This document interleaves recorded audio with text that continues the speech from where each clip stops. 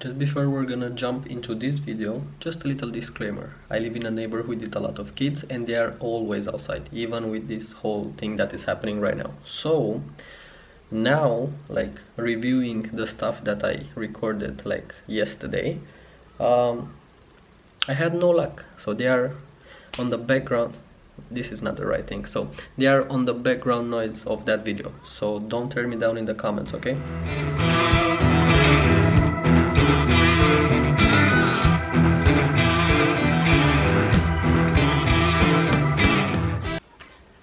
I wanted to talk about this in a while. This was my companion for like 8 months, and because now I'm stuck in my house, I was like, okay, today I'm gonna talk about this. This is the 28-70 3.5-5.6 from Sony, and this was my go-to lens for everything I did since I bought my camera. So like I said, this was my go-to lens for everything that I did in that time, in that period of time. And of course it's not a fast lens, of course you're not gonna have that creamy bokeh, you know what I'm talking about, but still, it's still a really good lens. Before I'm gonna start to talk about the lens, I just wanna say this is not a full-on review, so I'm not actually reviewing the lens right now. I'm just putting out there like my thoughts on this lens. And why, from my point of view, I don't really think that it's fair to call this like a kit lens, because it's a little bit better than that.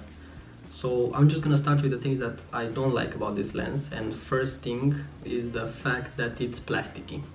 I mean, I like it and I dislike it in the same time, because okay, it is plasticky, it's still sturdy and you feel that it's well made, but in the same time a plasticky lens means that it's not that reliable. So yeah, it is a kit lens, but another thing that I don't like is the fact that this lens doesn't have that rubber gasket over here for weather sealing. That's one thing that I don't like, but for the money that I paid for it, it's not that a big deal. Another thing that I don't like about this lens are these rubber bands over here. After you're gonna use the lens a lot, these rubber bands, they're gonna be very deteriorated, like you can see over here. Even if you're gonna take good care of your lens or gear, at some point you're gonna see signs of usage on them. So it's, I don't know, it's up to you if you're gonna send it for detailing, and if it's not that expensive, you're just gonna use it like that. That's another thing that I don't like about this lens.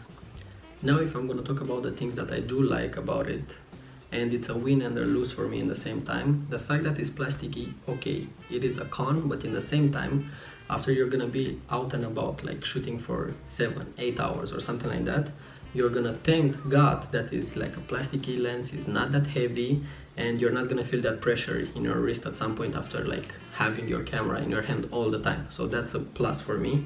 Another thing that I like about this lens is the fact that it's not that big. Like now I'm at 28mm, and if you're gonna zoom in at 70, see like the distance is